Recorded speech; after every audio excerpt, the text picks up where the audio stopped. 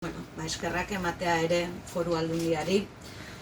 zati hau gauzatu delako, eta Usurbilik ere noski posten gara bidegorri zati hau gauzatu delako. Donostia, Lasarte, eta esango dut, Rafaela, mentzen badiazu, Txikierdir arteko lotura, ez Usurbil arteko lotura, oraindikan ere Usurbilgo herrigunea urruti dagoelako, baina edonola ere zati garrantzitsu bada, eta gainera ni uste erakusten duela zuk oso ondo esan duzun bezala, erakunde ezberdinok, kasu honetan Lasarteko udala, Usurbilgo udala eta noski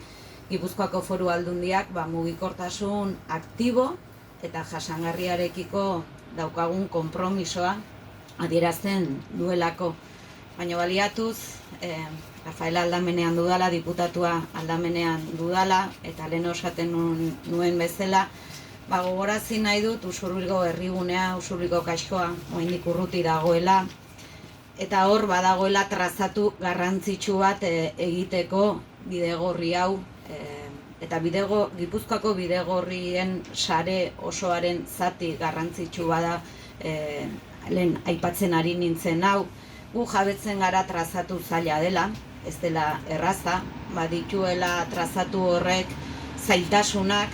eta horregatik, eskaera bat egin nahi dugu, elkarlanean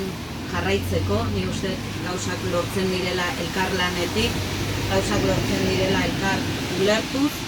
eta lantalde tekniko bat, lantalde politiko bat osatzea Foru arduradunek eta udal arduradunek trazatu horren inguruan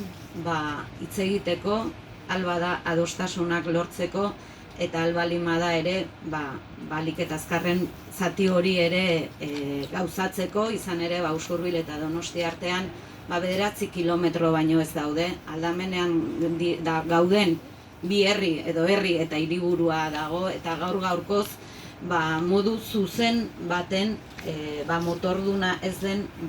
beste garraio bide baten bizikletaz egiteko zailtasunak ditugulako. Orduan, poza, eta benetan erakusten du honek elkarlanetik gauzak asko lortu ditzazkegula, eta gaur ere, gure aldetik